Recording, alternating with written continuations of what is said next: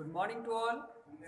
Today we are going to start class 10th English supplementary chapter number 9 Bholi. It is the remaining part of this chapter. Now we begin. Ramlal was thunderstruck. Thunderstruck कहता है हक्का बक्का रहना. रामलाल बहुत ज़्यादा हक्का बक्का रह गया है अपनी बेटी की बात को सुनकर. The guests began to whisper. तो मेहमान थे बहुत धीरे धीरे कानाफूसी करने लगे. So shameless. ये कितनी शर्म की बात है. सो अगली एंड सो शेमलेस. बहुत ही भद्दी बात है ये और बहुत ही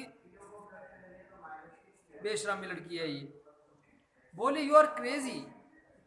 साउटेड रामलाल. रामलाल चिल्लाया. उसने कहा कि बोली क्या तुम पागल हो गई हो.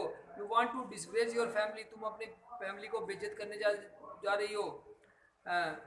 Have some regard for our izzat. क्या तुम्हें कुछ हमारी इज्जत की कुछ परवाह भी है. For the shake of your इज्जत सैड बोली. बोली ने कहा हाँ तुम्हारी इज्जत के लिए तो मैं कर रही हूँ. I was willing to marry this lame old man. Lame is लंगड़ा. कि मैं तुम्हारी इज्जत के लिए ही इस लंगड़े बूढ़े आदमी से शादी करने वाली जा रही थी. But I will not have such a mean greedy and contemptible coward as my husband. लेकिन अब मैं ऐसे कमीने लालची और घृणित कायर व्यक्ति से को अपना हस्बैंड नहीं बनाऊंगी. I want not. मैं कभी नहीं बनाऊंगा. मैं कभी भी उससे शादी नहीं करूंगी. बड़े शेमलेस गर्ल. यानी कितनी बेशरम लड़की है ये. We all thought she was a harmless dumb गाव काउ. डम कहते हैं गूंगी. हम तो सोचते थे कि एक निर्दोष एक गूंगी गाय की तरह है ये लड़की. ये तो बहुत बोल रही है. Bholi turned violently to the old woman. Bholi जो थी बहुत ही हिंसक तरीके से उस बूढ़ी औरत जो बैठी हुई थी उसकी तरफ को मुड़ी. Yes aunty you are right. उसने उसको कहा कि हाँ आंटी तुम सही कह रही हो. You all thought I was a डम ड्रीवन काउ. हाँ तुम सब सोचते थे कि मैं एक निर्दोष गूंगी गाय हूँ. That's why you wanted to hand me over this heartless creature. तो तुम मेरा हाथ जो है इस बिना दिल वाले प्राणी के साथ में क्यों देने जा रही थी. बट नाउ द डम काउ. लेकिन जब ये गूंगी गाय जो है द स्टेमरिंग फूल जो हकलाने वाली मूर्ख थी इज स्पीकिंग. बोलने लगी है बोल रही है. Do you want to hear more. और तुम ज़्यादा कुछ सुनने चाहती हो मुझसे. Disambarnath the grocer started to go back with his party. Disambarnath जो पंसारी था वो अपनी पार्टी के अपने फ्रेंड के साथ में वापस जाने सोचने लगा हो. The confused bandsman thought this was the end of the ceremony.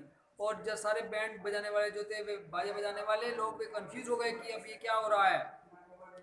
तो अब वे सोचने लगे कि अब तो सेरेमनी का एंड हो गया होगा. And stuck to the closing band. और उन्होंने जो एंड हो जाता है ना शादी का तो वो वाला गाना बजाने चालू कर दिया. Ramlal stood rooted ground. Ramlal जो था जड़वत खड़ा रह गया बिल्कुल धरती पर जमीन पर. हिज हैड बोर्ड लो. उसका सर जो था वो नीचे शर्म की वजह से नीचे झुक गया. With the weight of grief यानी दुख के बोझ के कारण एंड शेम शर्म के कारण. The flames of the sacred fire slowly died down. और जो फ्लेम थी ज्वाला थी आग की जो जल रही थी वहाँ पर मंडप में वो धीरे धीरे वो कम होती चली गई बुझ गई.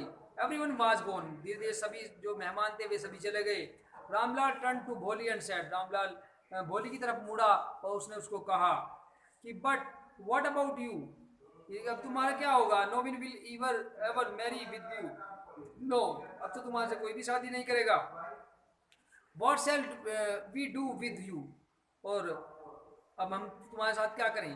And Sulekha said in voice. यानी सुलेखा कौन सा है बोली. यानी सुलेखा ने कहा in a voice that was calm and steady. बहुत ही धीरे सी आवाज़ में स्थिर आवाज़ में शांत आवाज़ में बोली वो. डोंट यू वरी पिताजी आप चिंता मत करो.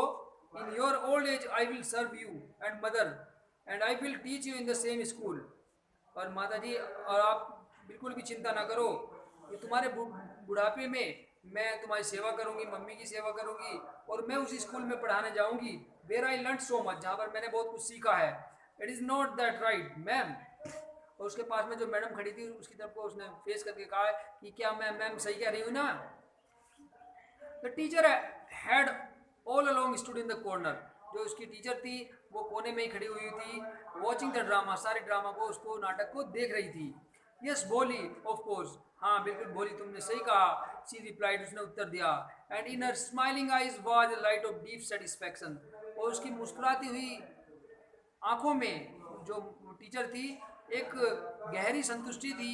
दैट एन आर्टिस्ट फील्स इस प्रकार की संतुष्टि जैसे कि कोई आर्टिस्ट यानी कलाकार होता है ऐसा महसूस करता है when completing the completion of her masterpiece, यानी जब वो अपनी सबसे अच्छी जीवन की सबसे अच्छी कलाकृति को बना रहा होता है और उसे एक ऐसा अनुभूति होती है बहुत अच्छी सी।